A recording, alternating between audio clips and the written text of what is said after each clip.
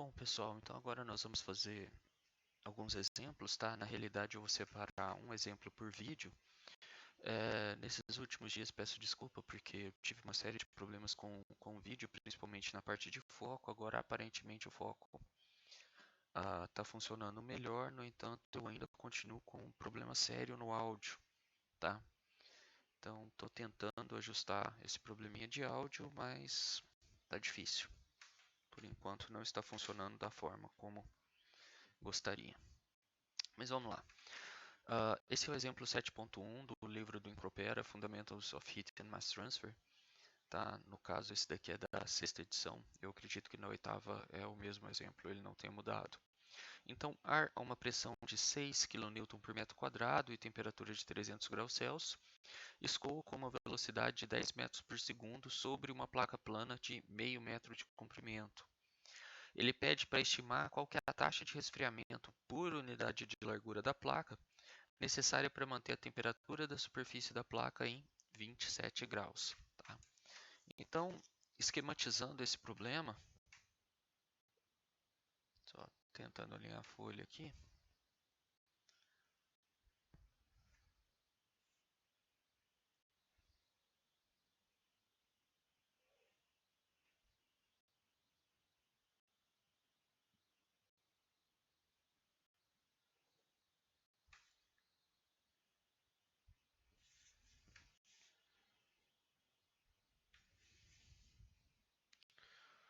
nós vamos ter alguma coisa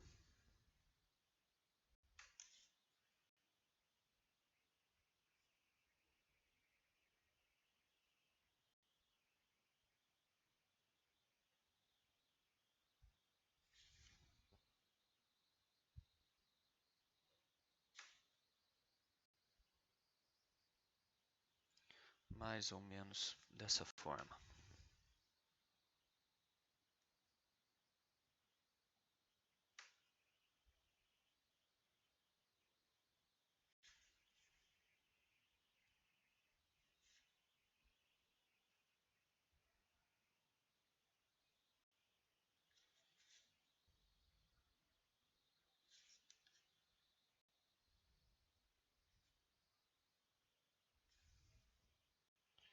Então, uma corrente livre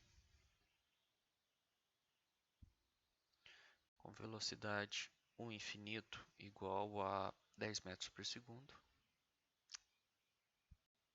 Desculpa, 10 metros por segundo. Nós temos o ar com a temperatura T infinito igual a 300 graus Celsius. E a pressão, vamos chamar aqui de P infinito, só ajeitando a folha com a câmera, igual a 6 kN por metro quadrado. Tá? E a temperatura da placa ela é mantida constante como 27 graus.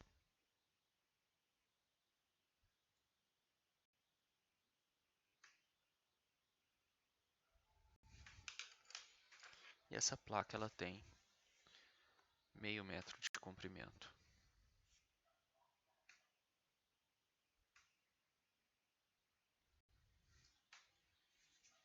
Com esses dados, ele pede para a gente qual que é a taxa de resfriamento por unidade de largura da placa necessária para que essa situação se mantenha. Então ele está perguntando aqui, ó, qual que é o Q' que está deixando essa placa. Tá? Bom, vamos começar a solução.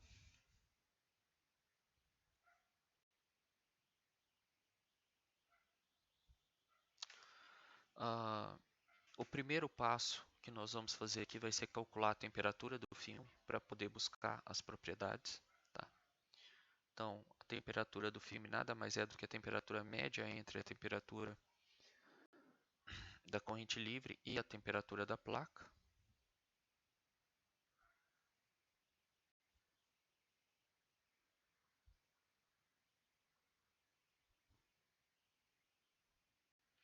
O que nos dá uma temperatura de 163,5 graus Celsius. A tabela do Encropera trabalha com Kelvin, tá? Ao invés de grau Celsius, então nós vamos converter esse valor para Kelvin. Somando 273.15, nós vamos chegar em 436.65 Kelvin, que dá aproximadamente 437 Kelvin para a temperatura do filme. Bom, só ver se a câmera pegou. Com esse valor de temperatura,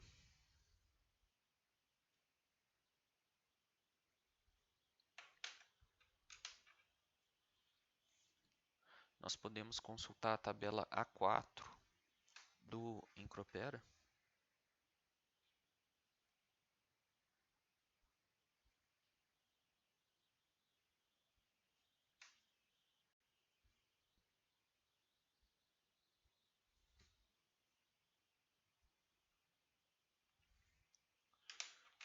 E lá nós vamos encontrar, tá, para o ar,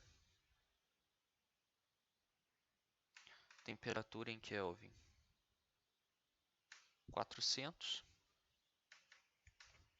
Nós desejamos os valores das propriedades na temperatura de 437 e vamos obter também para a temperatura de 450.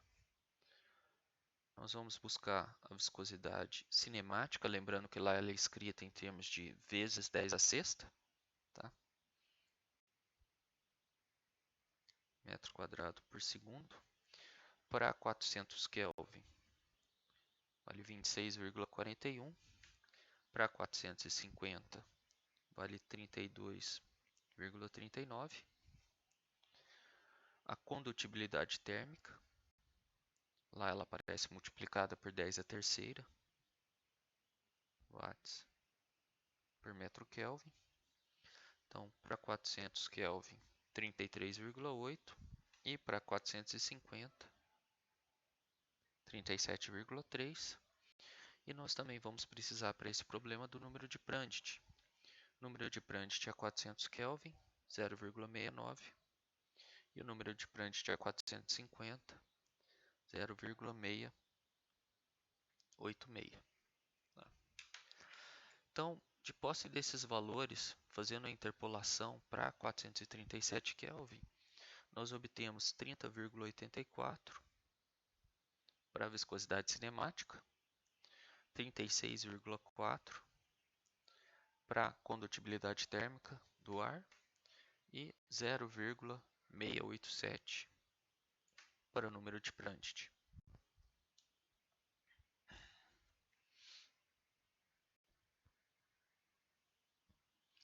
Então, dessa forma, para temperatura igual à temperatura do filme, que é 437 Kelvin, e para a pressão igual a 1 atm, que é a pressão de referência na tabela, tá? Então, esses dados aqui são para a pressão 1 atm e a temperatura 437 Kelvin. Nós obtemos que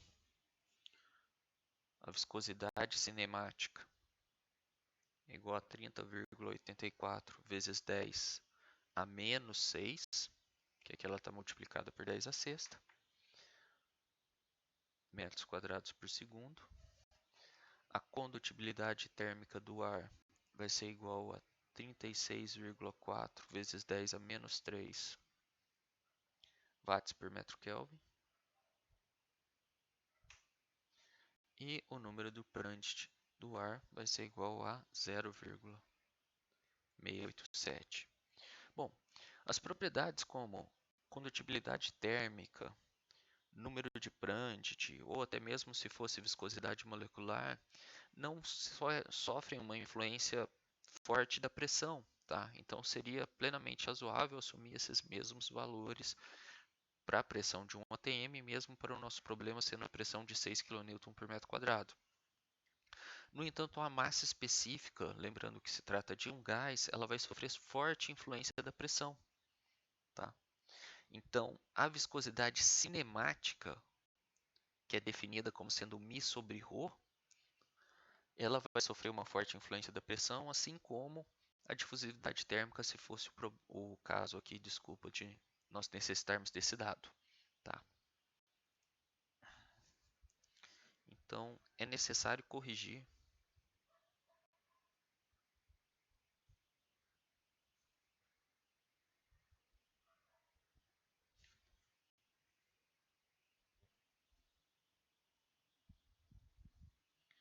o valor da viscosidade cinemática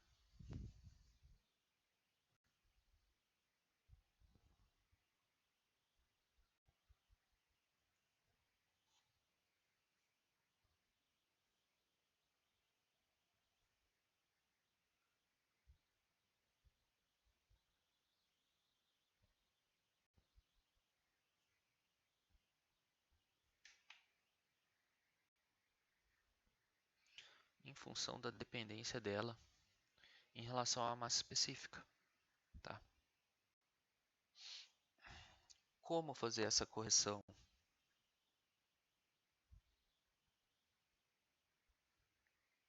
Buscando lá pela lei dos gases ideais.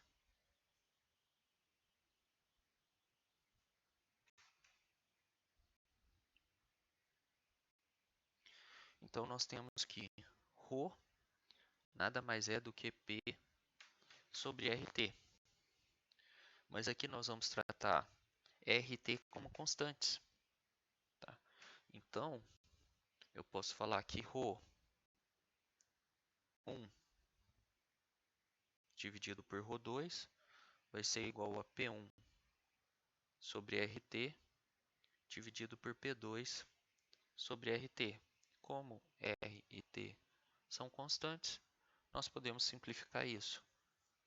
Isso nos dá uma relação ρ1 sobre ρ2 igual a P1 sobre P2. No entanto, como nós vamos tratar da viscosidade cinemática, e de novo, ela é μ sobre ρ, ou seja, é dependente do inverso da massa específica, nós estamos interessados em uma relação do tipo 1 sobre ρ1 dividido por 1 sobre ρ2. Deixa eu ver se está pegando aqui. Não. Vou trocar a folha para poder aparecer na câmera. Então, nós vamos ter uma relação do tipo 1 sobre ρ1 dividido por 1 sobre ρ2. Tá? Considerando essa relação, ela então deve ser igual a 1 sobre P1 dividido por 1 sobre P2. Aqui eu coloquei 1 ao invés de colocar μ, que é uma constante, tá? Para o entendimento disso não vai fazer diferença. Ou seja, na realidade, essa relação de 1 sobre ρ1 dividido por 1 sobre ρ2, ela pode ser escrita como sendo uma função, reescrevendo o termo do lado direito aqui, de P2 sobre P1.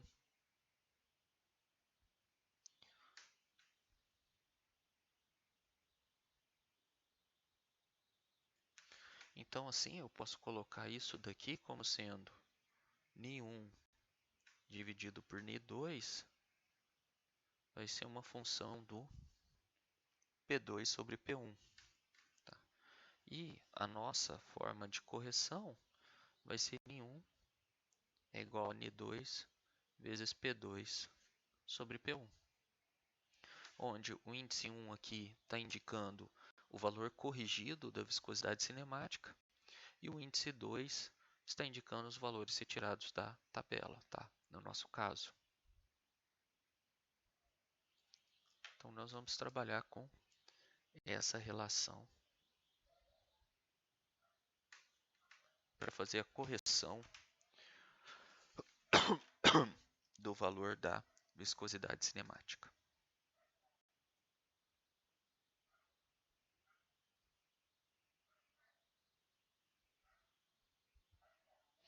Então, dessa forma, a viscosidade cinemática do ar para a temperatura de 437 Kelvin e para a pressão de 6 kN por metro quadrado vai ser Ni é igual a 30,84 vezes 10 a menos 6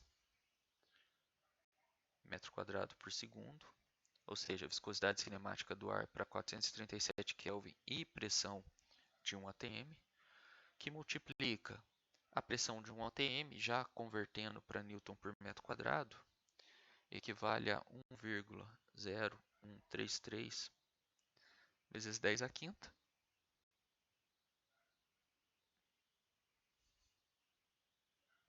aí aproximadamente 101.325 Pascal, dividido pelo 6 vezes 10 a 3 Newton por metro quadrado. Nossa pressão de 6 kN por metro quadrado. Fazendo essa continha, nós vamos obter o valor de 5,21 vezes 10 elevado a menos 4 metro quadrado por segundo.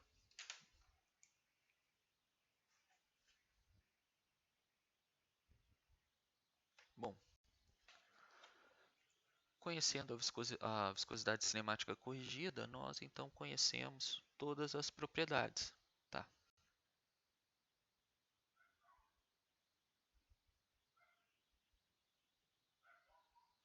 O próximo passo aí vai ser calcular o número de Reynolds para verificar se o escoamento é laminar ou turbulento ou se trata de um escoamento misto sobre a placa.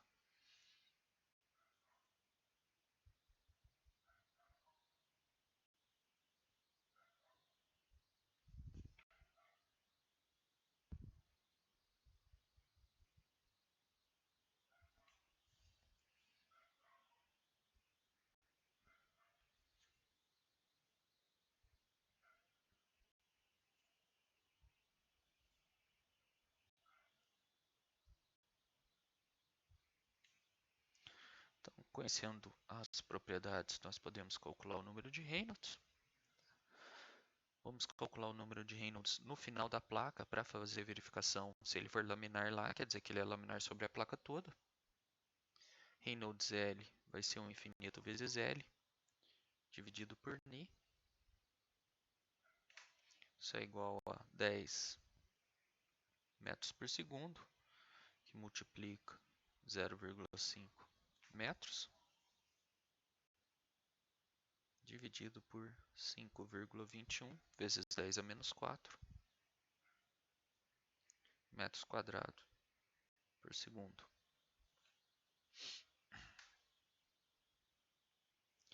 Fazendo essa conta aqui, nós vamos chegar em Reynolds L igual a 9.597. Tá? Como esse número de Reynolds é menor do que 5 vezes 10 à quinta, que é o número de Reynolds que nós assumimos como sendo aquele no qual a transição vai acontecer para escoamento sobre uma placa plana, o escoamento sobre toda a placa é laminar.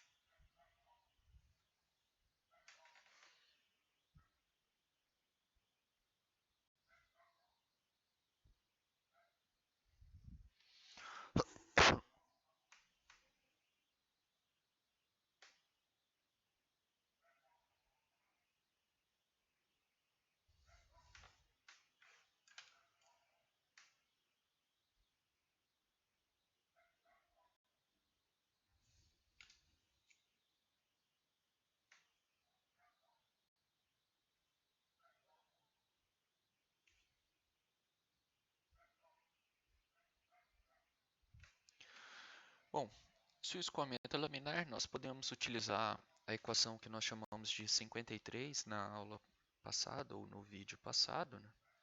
Onde no seu TL é igual a 0,664, tá? No seu T médio L, 0,664, que multiplica Reynolds L elevado a meio, que multiplica Prandtl elevado a 1/3.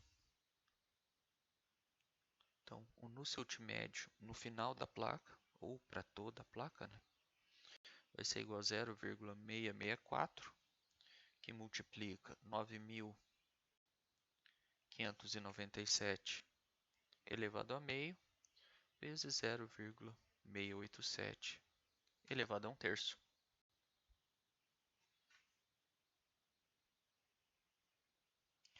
Nusselt médio igual a 57,4. Bom, conhecendo o número de Nusselt, nós podemos obter o coeficiente de transferência de calor médio sobre toda a placa.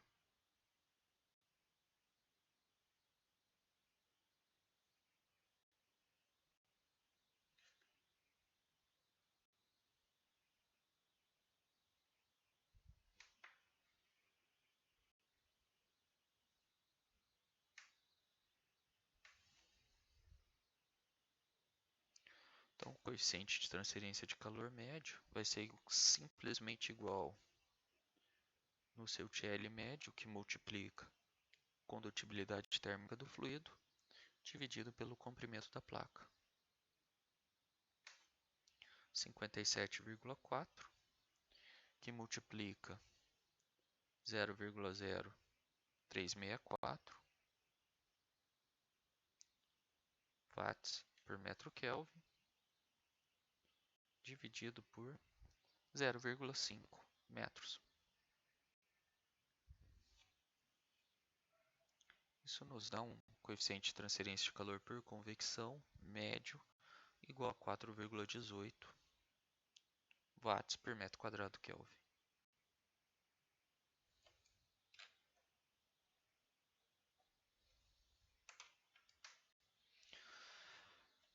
Portanto, a taxa de transferência de calor por unidade de largura da placa vai ser simplesmente Q' igual a H médio, que multiplica L, que multiplica T infinito menos Ts. Tá? Lembrando que a diferença de temperatura aqui nós podemos reescrever de tal forma a manter o fluxo positivo. Se Ts fosse maior do que T infinito, poderíamos ter colocado Ts menos T infinito sem prejuízo nenhum para a solução do problema. Tá? Isso daqui nos dá um Q' igual a 4,18 watts por metro Kelvin, watts por metro quadrado Kelvin, desculpa, que multiplica 0,5 metros, que multiplica os 300 graus Celsius menos 27 graus Celsius. Tá? Veja que as unidades são incompatíveis, no entanto, como se trata de uma diferença linear de temperatura, então isso vocês já estão cansados de saber que não vai influenciar na resposta do problema, tá? Só nunca façam isso em problemas envolvendo radiação.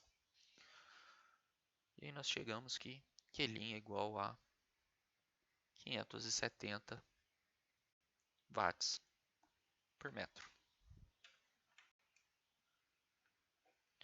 É um exercício bem simples, tá? Aplicação direto da equação para o número de Nusselt médio, aplicação direto da equação para taxa de calor transferido por unidade de comprimento. A principal diferença desse exemplo, e aí o fato dele estar lá no livro texto, é essa questão da pressão a 6 kN por metro quadrado. Tá?